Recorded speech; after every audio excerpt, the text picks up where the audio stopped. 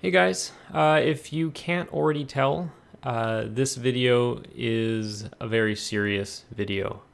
I'm going to cut straight to the point here. We're talking about the potential death of anything airsoft related in Canada, as well as a huge risk towards paintball, I would imagine, especially the more specifically, I guess, the milsim aspect of paintball, just because the nature of the paintball guns for milsim are relatively close enough to real firearms.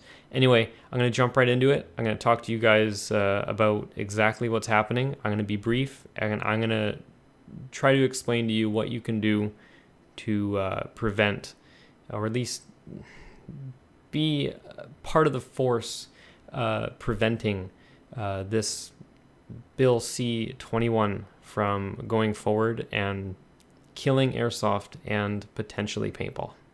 First things first, as far as we are concerned as airsofters and paintballers, this is a gun bill. This is a new gun bill that is cracking down on Canada. So what we are specifically concerned with is the following. I'm going to read this to you guys. This is an extremely crucial bit of information I'm about to read, if you aren't already aware at least, and it's regarding the FPS limits that airsoft guns, for my side of things in particular, how we operate, which allows us to be legal basically and enjoy ourselves in a hobby that is harmless. So I'm going to read this, and I will explain exactly what this means right after. Okay, so basically what part of this bill is proposing is that it will close the gap in the criminal code regarding replica firearms by ensuring the prohibition on importation, exportation, and sale, which applies to all non-regulated air guns that look like modern firearms. Okay, which is most airsoft guns, let's be honest. Unregulated air guns that look like modern firearms and fire a projectile below 366 FPS are already considered replicas, and those are prohibited. We don't shoot airsoft guns that shoot below 366 FPS in Canada by law, but this bill is going to change things drastically for the worse. This amendment will close a gap to ensure that air guns firing a projectile between 366 and 500 FPS, our Goldilocks zone, basically is all you need to know, are also going to be considered replicas if they look like modern firearms, which, like I said earlier, is pretty much every airsoft gun. So basically, what this means in simple terms is that Goldilocks zone that we're all familiar with in Canada, the 366 FPS to 500 FPS, will no longer be a thing. What this basically means for us is that all airsoft guns shooting 366 and up, like doesn't matter how high, just 366 and up, will be considered replica firearms and therefore will be prohibited. Okay? Retailers, airsoft stores, your friend down the street trying to sell his airsoft gun, or at the local field, for example, that can't be a thing anymore. As a matter of fact, the field itself will just be shut down because you can't even take any airsoft gun out there to play with, okay? Because that Goldilocks zone is now gone. That's me trying to keep things as simple as possible, but basically, you can say goodbye to airsoft. You can say goodbye to Canadian airsoft channels, for example, here on YouTube, like mine or other much larger airsoft channels. And yeah, it's a very bad thing. If you're a weekend warrior that likes to play airsoft or paintball, because paintball is just as much at risk here. Although paintball guns or markers do not look like real firearms and therefore are not replicas. Those of you that milsim, that have your M4 looking paintball guns with mag-fed paintballs, that won't be a thing. Your gun will most likely be considered a replica. It will shoot in a particular FPS, and it will be prohibited just like airsoft guns. If that concerns you, if you play airsoft, if you play paintball,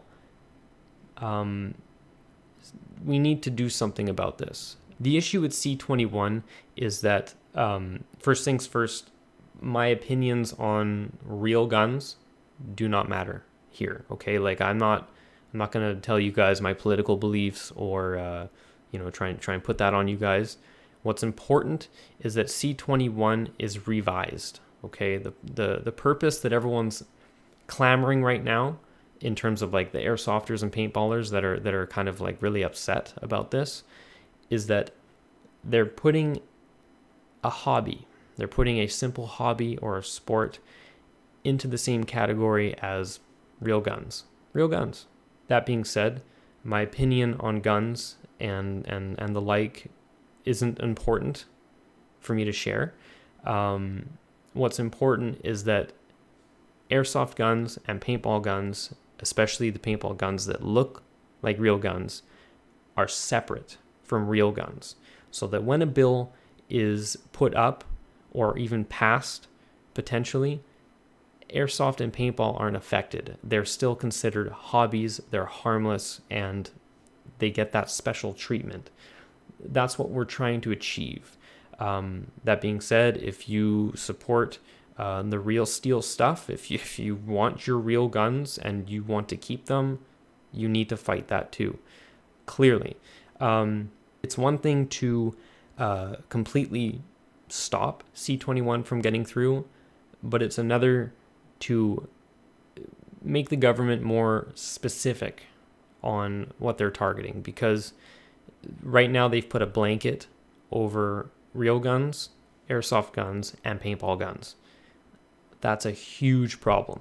Now, in terms of what you can do, it's very easy, okay? And it's not going to be difficult. It's not scary. It's not like you got to jump through hoops just to prevent this from happening. What matters is that if you're Canadian and you're able to literally go visit a few links that I'm going to provide, you'll be doing your part. It's that easy. You have to do this if you care. If you're concerned that your favorite hobby is going to be bye-bye before you know it, you have to do this. It's I don't think I need to explain it. Okay, my Canadians, there is a website, Toronto Airsoft. I'm sure many of you have probably bought things from Toronto Airsoft if you're from Canada. They actually have a section on their website about Bill C-21 and what you can do. I'm going to refer all of you just right there. I'm going to leave a link to that section on their website, on their store page. And basically, what you need to do is find and contact your MP, okay? There is a very easy way to locate your MP. Basically, it's like a database. I mean, the link is all there. You just look them up. It's that simple. And you can just send them a letter. There's even a PDF or a Word document they've provided as like a copy of the letter. So you don't even need to make a letter yourself. You can just straight up copy this letter and send it to the MP. It's that simple. And that's all you need to do. That's all you should do at the bare minimum.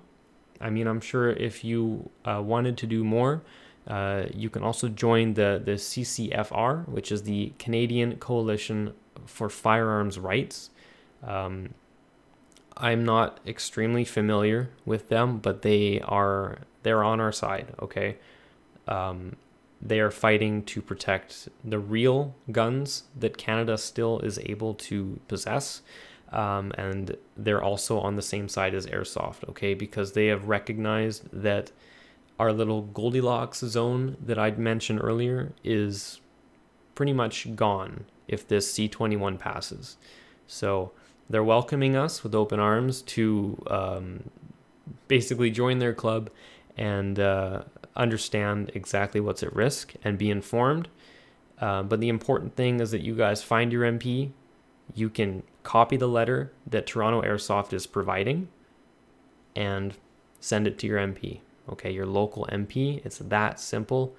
And the more of us that do that, the better this will be. Because if no one does this, then clearly they're going to look at it like, oh, well, I guess this FPS thing that we're changing doesn't affect anyone. Even though it's going to affect retailers, it's going to affect players, fields, like field owners, it's going to affect your communities, it's going to affect your friends that you've met through airsoft or paintball, and you can pretty much say goodbye to those people. The people that you see on the weekend and play with, that you run and gun with, in the safety of an environment that has referees and protection and all those things that are put into place to make airsoft and paintball extremely safe hobbies or sports, whichever you call it. And this sort of thing can't go through. So, sorry for the serious video. This is weird. I'm talking into a microphone and I'm showing my face. But yeah, I can't glance over something like this because my channel's literally at risk. Hundreds or maybe thousands of YouTube channels are also at risk. A very fun hobby is at risk in both airsoft and paintball. The money spent on gear alone, like the guns, the gear, the vests, the BBs, everything, all wasted, gone, just trash. Might as well throw it away. Might as well throw away that nice new Polar Star that you bought. I'm talking to myself right now. So, this isn't good. This is very, very bad. I could have a 20 minute video saying how bad this is, but it's terrible. So, if there's one thing you need to take away from this, airsoft will die. Paintball will be extremely hard to get into with the increased regulations. So we're all at risk.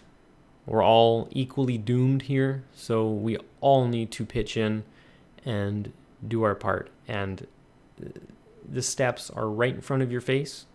All the links are going to be provided in the video description.